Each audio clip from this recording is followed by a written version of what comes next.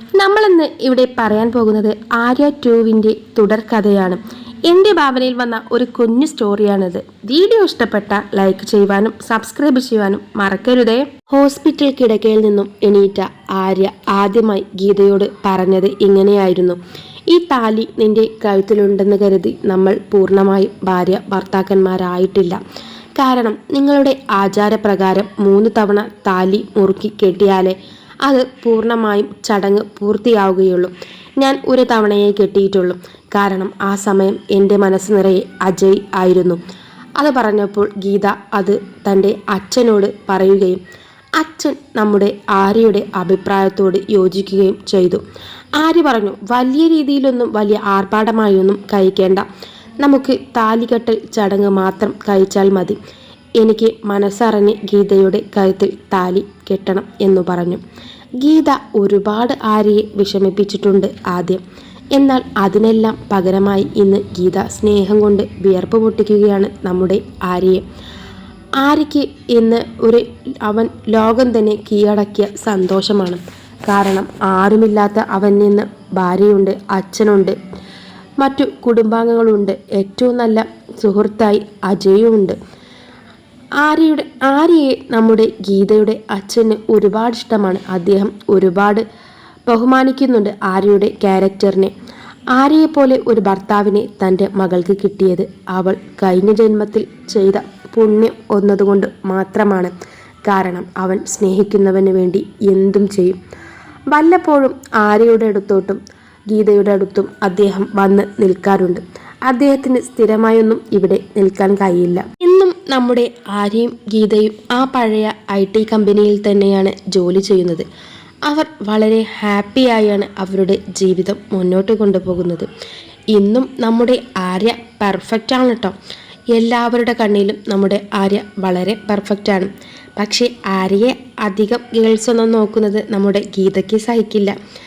ഗീത അപ്പോൾ തന്നെ അതിനുള്ള മറുപടി കൊടുക്കും. ഗീത നമ്മുടെ ആര്യയുടെ കാര്യത്തിൽ പൊസസീവാട്ടോ. അവർ അന്ന് നാട്ടിൽ നിന്നും പട്ടണത്തിലോട്ട് വന്നപ്പോൾ ഓഫീസിലുള്ള ആരും അറിഞ്ഞിട്ടില്ലായിരുന്നു ഇവരുടെ വിവാഹം കഴിഞ്ഞ വിവരം. പിന്നീട് പതുക്കെ നമ്മുടെ ഗീതയും ആര്യയും കൂടി അത് എല്ലാവരോടും പറയുകയും അവർക്ക് അതിന് സന്തോഷത്തിന് മധുര വിതരണവും പാർട്ടിയും നടത്തുകയും ചെയ്തു. ആ വാർത്ത കേട്ടപ്പോൾ അതിനോട് ആദ്യമൊന്നും നമ്മുടെ ശാന്തിക്ക് പൊരുത്തപ്പെടാൻ കഴിഞ്ഞില്ല. പിന്നീട് ശാന്തി പതിയെ അതിനോട് പൊരുത്തപ്പെടാതെ മറ്റൊന്ന് വൃത്തിയില്ല. കാരണം അത്രമേലാണ് നമ്മുടെ ആര്യയുടെയും ഗീതയുടെയും സ്നേഹം.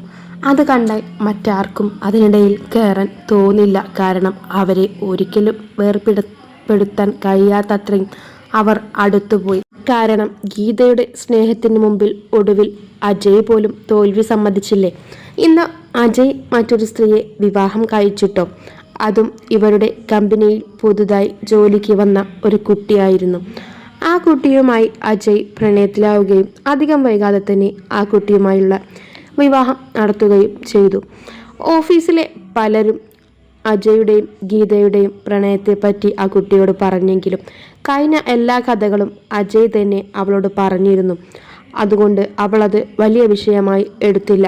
എന്നു മാത്രമല്ല, അജയുടെ ഭാര്യയുടെ ആ ഓഫീസിലെ അടുത്ത കൂട്ടുകാരിയായിരുന്നു നമ്മുടെ ഗീത. ഭർത്താക്കന്മാർ തമ്മിൽ നല്ല അടുപ്പവും സ്നേഹവുമാണ്. അതുപോലെ തന്നെ ഭാര്യമാർ തമ്മിലും അങ്ങനെ തന്നെയാണ്. ഇവർ വല്ലപ്പോഴുമൊക്കെ വീട്ടിലോട്ട് അങ്ങോട്ടും ഇങ്ങോട്ടും പരസ്പരം പോകാറുണ്ട്. ഇവരുടെ ഒത്തൊരുമ മറ്റു ഓഫീസിലെ അംഗങ്ങൾക്ക് പോലും അസൂയ തോന്നിക്കുന്ന വിധത്തിലായിരുന്നു. കാരണം എല്ലാം അറിഞ്ഞിട്ടും അജയുടെ ഭാര്യയ്ക്ക് ഒരു പ്രോബ്ലവും ഇല്ലല്ലോ എന്നും പറഞ്ഞിരുന്നു പലരും. കാരണം അവർ തമ്മിലുള്ള വിശ്വാസമാണ് അതിൻ്റെ അടിത്തറ. ശാന്തി നമ്മുടെ ആര്യയുടെയും ഗീതയുടെയും വിവാഹം കഴിഞ്ഞെന്നറിഞ്ഞതോടെ അതിനോട് പൊരുത്തപ്പെടുകയും അധികം വൈകാതെ തന്നെ ശാന്തി വിവാഹിതയാവുകയും ചെയ്തു. ശാന്തി മകനും ഭർത്താവുമായി സന്തോഷമായി ജീവിക്കുന്നു. പക്ഷേ ശാന്തിയുടെ ജോലി ഇപ്പോഴും ശാന്തി ചെയ്യുന്നുണ്ട്. ആ ഓഫീസിലെ ഒരു അംഗം തന്നെയാണ് ഇപ്പോഴും ശാന്തി. ഇന്ന് ആര്യയും ഗീതയും ഒരുപാട് സന്തോഷിക്കുന്ന നിമിഷങ്ങളാണ്. കാരണം വേറെയൊന്നുമല്ല, അവരുടെ ജീവിതത്തിലോട്ട് മൂന്നാമതൊരാൾ കൂടി വരാൻ പോകുന്നു.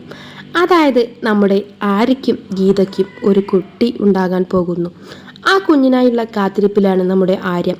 ആര്യയ്ക്ക് പറഞ്ഞറിയിക്കാൻ കഴിയാത്ത അത്രയും സന്തോഷമുണ്ട്.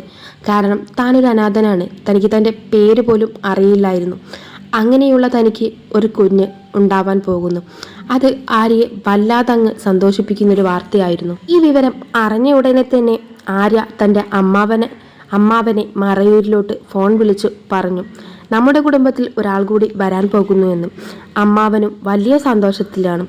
കൂടാതെ അജയെ വിളിച്ചറിയിച്ചു. അജയും വലിയ സന്തോഷത്തിൽ തന്നെയാണ്. ഇന്ന് ആ കുടുംബം മുഴുവൻ കാത്തിരിക്കുകയാണ് നമ്മുടെ ആര്യയുടെയും ഗീതയുടെയും കുഞ്ഞിനു വേണ്ടി. വീഡിയോ ഇഷ്ടപ്പെട്ടാൽ സബ്സ്ക്രൈബ് ചെയ്യാനും ലൈക്ക് ചെയ്യുവാനും മറക്കരുത്. ഇനി ഏത് വീഡിയോ ചെയ്യണമെന്ന് നിങ്ങൾ കമൻറ്റിലൂടെ അറിയിക്കുക. വീഡിയോ കണ്ടു പോകുകയല്ലാതെ നിങ്ങൾ ആരും സബ്സ്ക്രൈബ് ചെയ്യുന്നില്ലല്ലോ. Thanks for watching.